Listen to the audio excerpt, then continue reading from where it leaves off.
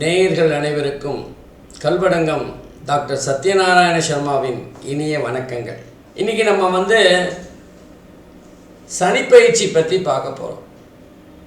சனிப்பயிற்சி பலன்கள் 12 ராசிக்கும் எப்படிப்பட்ட பலன்களை தரப்போகிறது அப்படின்னு பார்க்க போகிறோம். சனிப்பயிற்சி இந்த தடவை மாசி மாதம் 22ஆம் தேதி அன்று, ஆங்கிலப்படி மார்ச் மாதம் 6ஆம் தேதி அன்று வாக்கிய பஞ்சாங்கத்தின்படி பூரட்டாதி 3வது பாதத்திலிருந்து பூரட்டாதி 4வது பாதமாக கும்ப ராசியிலிருந்து மீன ராசிக்கு சஞ்சாரம் செய்ய போகிறார். இந்த பயிற்சி எப்படிப்பட்ட பலன்களை 12 ராசிக்கும் தரப்போகிறது அப்படின்னு தான் இன்றைக்கி பார்க்க போகிறோம்.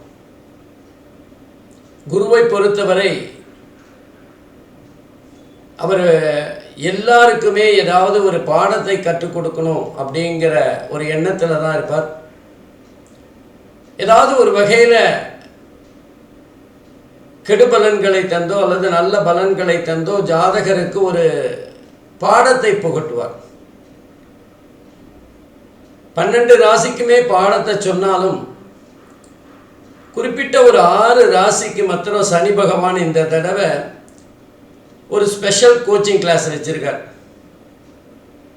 எந்த 6 ராசி அப்படின்னு பார்த்தீங்கன்னா, 7 சனி பிடித்துள்ள கும்பம், மீனம், மேஷம் ஆகிய 3 ராசிகளும், அர்த்தாஷ்டம சனி என்று சொல்லப்படுகின்ற 4வது வீட்டில் சனி இருக்கின்ற தனுசு ராசி அன்பர்களுக்கும், கண்டக சனி என்று சொல்லப்படுகின்ற 7வது வீட்டில் சனி இருக்கின்ற கன்னி ராசி அன்பர்களுக்கும், அஷ்டம சனி என்று சொல்லப்படுகின்ற 8வது வீட்டில் சனி இருக்கின்ற சிம்ம ராசி அன்பர்களுக்கும் அந்த ஸ்பெஷல் கிளாஸ். வாழ்க்கை பாடம் அவங்களுக்கு கொஞ்சம் ஹெவி சிலபஸாக இருக்கும்.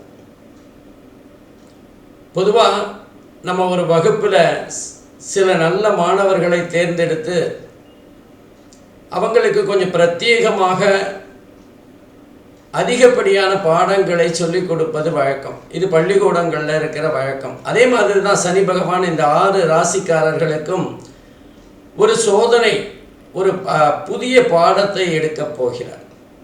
அந்த 6 ராசிக்காரர்களும் கொஞ்சம் இந்த சனி பயிற்சி காலகட்டத்தில் கவனமாக இருக்கணும். அதே நேரத்தில் மகர ராசிக்கு ஒரு ரிலீஃப், அந்த ஸ்பெஷல் கிளாஸ் அவங்க தாண்டி வந்துட்டாங்க. மகர ராசிக்கு 7 சனியிலிருந்து விடுதலை. அதே மாதிரி கடகராசிக்கு அஷ்டம சனியிலேருந்து விடுதலை. சிம்ம ராசிக்கு இப்போதான் அஷ்டம சனி பிடிச்சிருக்கு. ஆகவே இந்த சனி பயிற்சி பலன்கள் எப்படி இருக்க போகிறது அப்படின்னு பார்க்கறதுக்கு முன்னாடி, பொதுவாகவே சனி பகவான் சரராசி அன்பர்களுக்கு கொஞ்சம் அதிகமான கெடுபலன்களை தருவார். அதுக்கு அடுத்ததாக ஸ்திர ராசி அன்பர்கள், அதுக்கப்புறம்தான் உபய ராசி அன்பர்களுக்கு கொஞ்சம் குறைவான கெடுபலன்களை தருவார், அல்லது அவங்களுக்கு கொஞ்சம் கம்மியான பாடத்திட்டத்தை வச்சிருப்பார். இப்போ மேஷ ராசிக்கு அது சரராசி அப்படிங்கிறதுனால கொஞ்சம் அந்த 7 சனி அவங்களுக்கு கெடுபலனை அதிகமாக தரும். அதே நேரத்தில் கும்ப ராசி அப்படிங்கிறது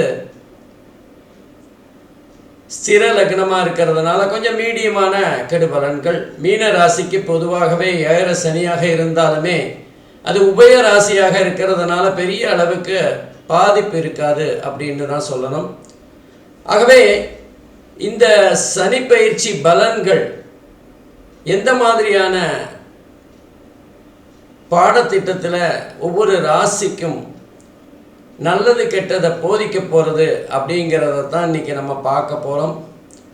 பொதுவாக இந்த சனி தோஷம் உள்ள ஜாதகம், அந்த 6 ராசி சொன்னேன்ல, அந்த 6 ராசிக்காரர்கள் ஒரு சின்ன பரிகாரம் பண்ணால் நல்லது. தோஷ பரிகாரம், சனி தோஷ பரிகாரம். பொதுவாக அந்த சனி பகவானுக்கு ரெக்கமெண்டேஷன்லாம் பிடிக்காது.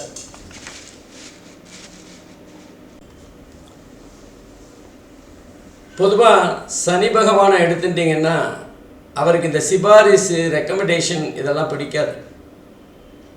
அதனால் நீங்கள் தோஷ பரிகாரத்துக்கு சனி பகவானை விட சிவபெருமானின் விநாயகர், அனுமன் போன்ற கடவுள்களை வணங்கி வழிபட்டு வந்தால் ஓரளவுக்கு சனி பயிற்சி அல்லது சனியினால் ஏற்படுகின்ற தோஷங்கள் விலகும்.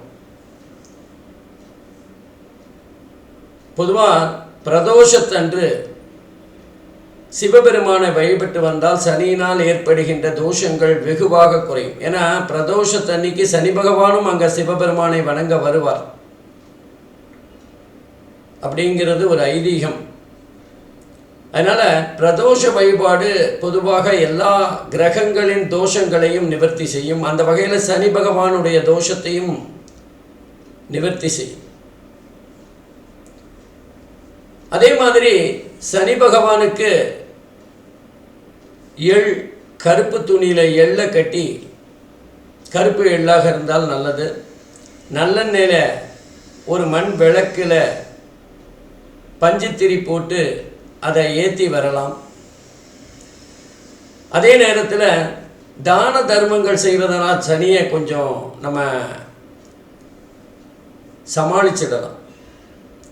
சனியோட பார்வையில் நம்ம நல்ல பெயர் எடுக்கலாம். அதனால் ஏழைகளுக்கு தானம் செய்யலாம், தான தர்மங்கள் செய்கிறது, அதுவும் குறிப்பாக மாற்றுத்திறனாளிகளுக்கு தானம் செய்கிறது அப்படிங்கிறது சனிக்கு ரொம்ப பிடிச்ச ஒரு விஷயம். அதன் மூலமாக சனியை நம்ம கவர முடியும், நம்முடைய தோஷங்களை நிவர்த்தி செய்ய முடியும். பொதுவாக இந்த 6 ராசிகள் சொன்னேன்ல, அந்த 6 ராசிக்காரர்கள் பிரதோஷத்தன்னைக்கு ராத்திரி ஏதாவது கருப்பு உடை அணிந்து படுத்து காலையில் அந்த கருப்பு உடையை யாராவது ஒரு எளிமையானவர்களுக்கு, வயோதிகர்களுக்கு, மாற்றுத்திறனாளிகளுக்கு தானமாக கொடுத்தால் மிக சிறந்த நிவாரணமாகும். அதே மாதிரி பச்சரிசி அதில் கொஞ்சம் கருப்பு எள்ளை போட்டு ஒரு பொங்கல் செய்து அதில் தயிரை விட்டு பிசைஞ்சு அதை காக்காய்க்கு போட்டால் சனி தோஷம் விலகும் அப்படின்னு சொல்லப்படுகிறது. அல்லது சனியினால் ஏற்படுகின்ற தோஷத்தோட வேல்யூ குறையும்.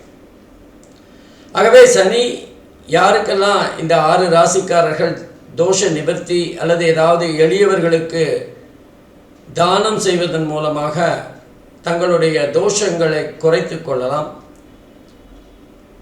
சரி, வாங்க ஒவ்வொரு ராசியாக எப்படிப்பட்ட பலன்களை அவங்க பெறப்போகிறார்கள் அப்படின்னு பார்க்கலாம். அன்பிற்கினிய ரிஷபராசி அன்பர்களே, இந்த சனி பயிற்சி எப்படிப்பட்ட பலன்களை உங்களுக்கு தரும் அப்படின்னு பார்க்கலாம். ரிஷபராசிக்கு 11வது வீட்டில், அதாவது உபஜயஸ்தானம் என்று சொல்லப்படுகின்ற இடத்துல சனி பகவான் சஞ்சாரம் செய்வது மிக மிக சிறப்பு. சனியை பொறுத்தவரை 3, 6, 10, 11 ஆகிய இடங்களில் நல்ல பலன்களை தரக்கூடிய இடங்கள். அதுவும் குறிப்பாக ரிஷபராசிக்கு 11வது வீடு லாபஸ்தானம். அந்த இடத்துல சனி பகவான் சஞ்சாரம் செய்வது என்பது ரிஷபராசிக்கு நன்மைகளை கூட்டி தருகின்ற ஒரு செயலாகும். 10ல் ஏற்கனவே ராகு பகவான் இருக்கார். 2வது வீட்டில் குரு பகவான். அதே மாதிரி ரிஷபராசிக்கு 4வது இடத்தில் கேது பகவான்.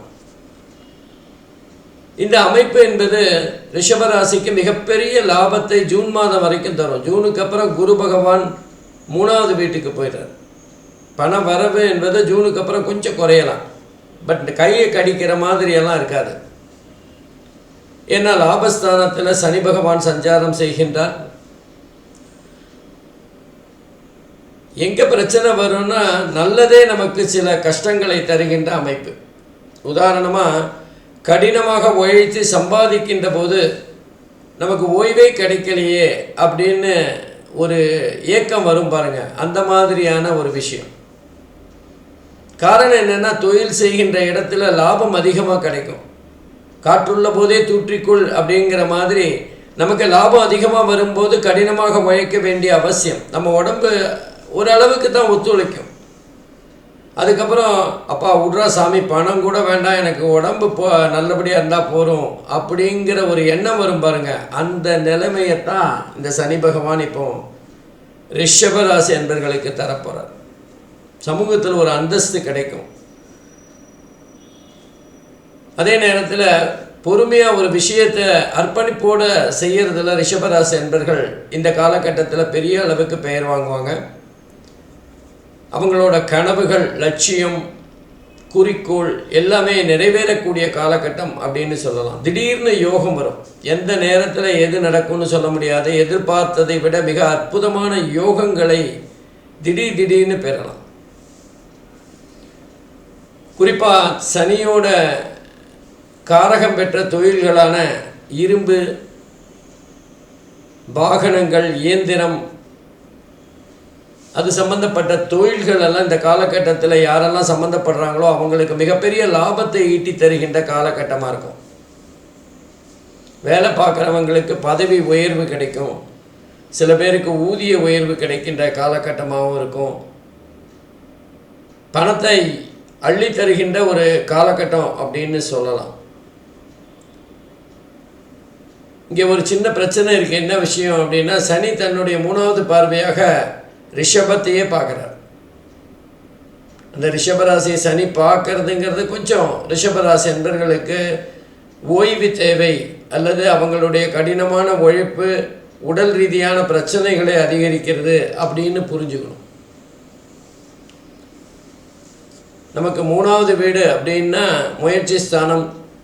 அந்த 3வது வீட்டில் ஜூனுக்கு அப்புறம் குரு பகவான் வரும்போது புதிய புதிய முயற்சிகளை செய்கிற ஒரு காலகட்டமாக அமையும். 11வது வீட்டில் சனி பகவான் சஞ்சாரம் செய்கிறது அப்படிங்கிறது ரிஷபராசி என்பர்களுக்கு, மாணவர்களுக்கு மிகப்பெரிய யோகத்தை தருகின்ற காலகட்டம். நம்ம 12th படிக்கும்போது நான் டாக்டர் ஆகணும்னு ஒருத்த கனவு காணுவான். 12th எக்ஸாமை நல்லா பண்ணால் தானே பண்ண முடியும். ஆனால் அது அவனுக்கு நல்லா 12th பண்ணி மருத்துவம் சார்ந்த படிப்பு அமைகின்ற ஒரு வாய்ப்பு இந்த காலகட்டத்தில் ஏற்படும். சனி பகவானை பொறுத்தவரை ரிஷபராசியை பார்க்குறார். ரிஷபராசிக்கு 5வது இடத்தை பார்க்குறார். ரிஷபராசிக்கு 8வது இடத்தை பார்க்குறார். குறிப்பாக ரிஷபராசியை பார்க்குறதுங்கிறது ஜாதகருக்கு ஏதாவது உடல் ரீதியான பிரச்சனைகளை, ஒரு அசௌகரியங்களை, அல்லது ஜாதகருடைய செயல்பாட்டில் ஒரு தடை ஏற்படுத்துகின்ற சூழ்நிலை இருக்கும். சனி பார்க்கின்ற இடம் பால் அப்படின்னு சொல்லுவாங்க. அப்போ ரிஷபராசியை பார்க்கறது அப்படிங்கிறது சனிக்கு ஒரு சின்ன இடர்பாடு தான். ஏன்னா நம்ம ஜாதகத்தில் எது பலமாக இருக்கணும்னா லக்னமும் ராசியும் பலமாக இருக்கணும். அப்போ தான் நம்முடைய சிந்தனைகள், செயல்பாடுகள், எண்ணங்கள் எல்லாமே சிறப்பாக இருக்கும், அல்லது சிறப்பான எண்ணங்களை நம்ம யோசிப்போம். அப்போ சனி ரிஷபராசியை பார்க்கறதுனால நம்முடைய உடல் ரீதியான ஆரோக்கியத்துக்கு கொஞ்சம் ஏதாவது பிரச்சனைகளை தரக்கூடிய அமைப்பாக இருக்கும். அதே மாதிரி பூர்வ புண்ணியஸ்தானம் என்று சொல்லப்படுகின்ற 5வது இடத்தை சனி பார்க்கறது கூட கொஞ்சம் நமக்கு நல்லது நடக்க வேண்டியது ஏதாவது தடங்கள் இருக்கும், அல்லது போராடி ஜெயிக்கின்ற ஒரு சூழ்நிலையை ஏற்படுத்தும்.